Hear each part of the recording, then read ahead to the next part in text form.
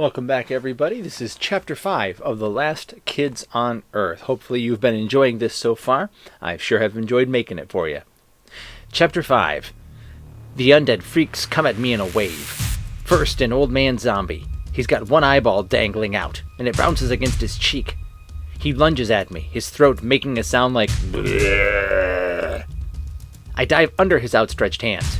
Coming up, I'm staring at an old lady zombie. Must be like 90. She gets my shirt, but I shrug it off. I can see the back door to Quint's house, and I spot a direct path. The picnic table. I dash across. I leap off the picnic table, using one zombie's bald, moldy head as a little step, and grab onto the tire swing. Quint! Open the door! Quint yanks open the sliding door just as a hulking, half-rotten zombie man steps in front of it. His throat is missing, just a bunch of gnarly old flesh there. He comes at me, practically jumping.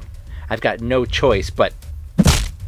Quint slams the patio door shut behind me. Just in time, too. 3 zombies stumble into the glass and bounce off it like a bad Three Stooges bit. Quint slides his big kitchen table against the glass. A makeshift barricade. I get to my feet, eyes wide. I can't believe it. It's him. It's really him. Quint Baker, the best friend. Hair smells like movie theater popcorn butter.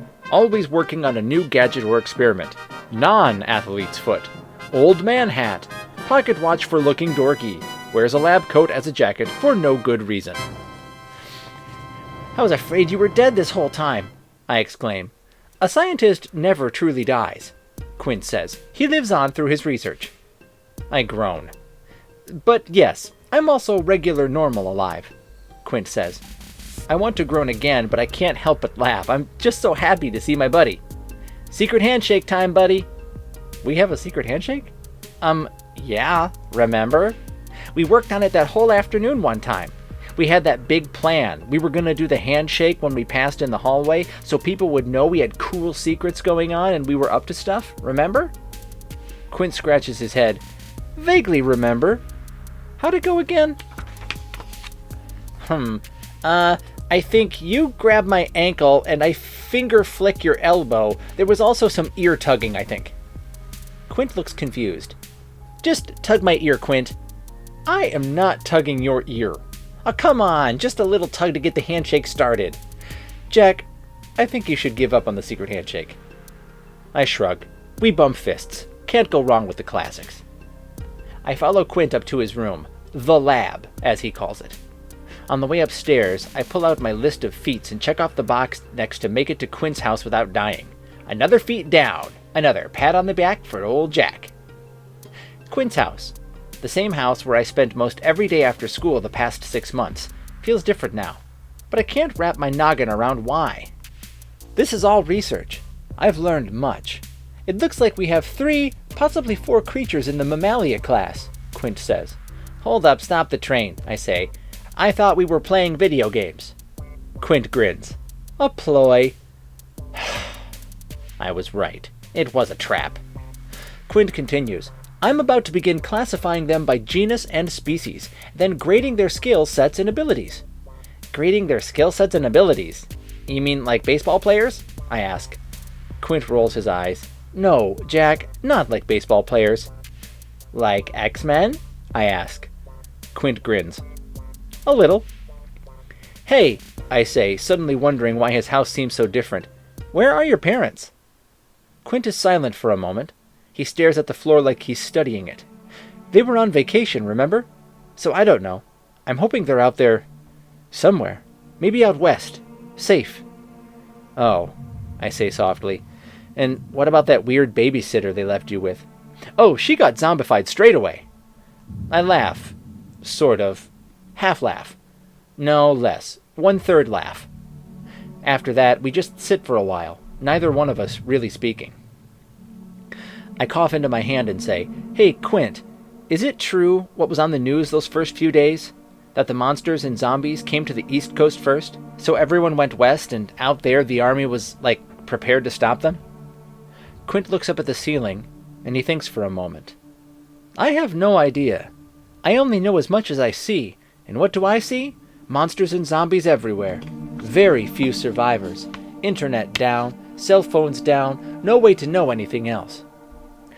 Do you think maybe we should try to go west? I ask, even though I don't really want to leave. Quint shakes his head. Absolutely not. Safest option is to stay here and stay safe. If help is going to come, we should be in a secure location waiting for it. We sit in silence again for a while longer. Quint keeps his nose buried in his research while I half-heartedly flip through comic books. The weight of all this horror, the missing parents, the zombified babysitter, fills the room. I can barely breathe. I need to get Quint out of this house. Finally, I stand up and say, trying to sound cheerful, "Let's split, bud. We'll go back to the treehouse. You have to see it. It's tricked out and way better than it used to be." But Quint, of course, is not having it. "All my research is here. Can't leave. Not possible." "Buddy," I say, "I figured out how to make my own Mountain Dew." Quint looks up. He blinks twice. "I'll gather my things."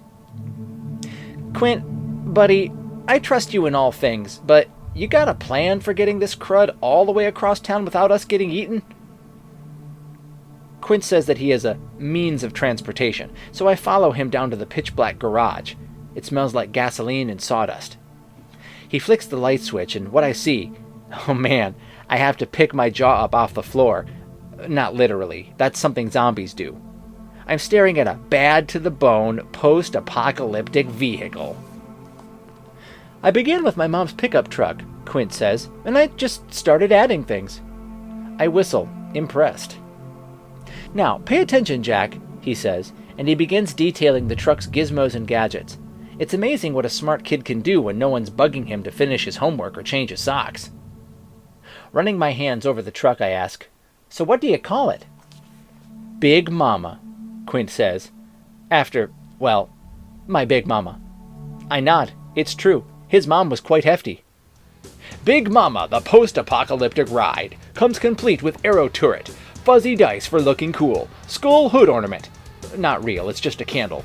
The horn plays the Star Trek theme. Battering ram for battering monsters, plus an ejector seat. Just kidding.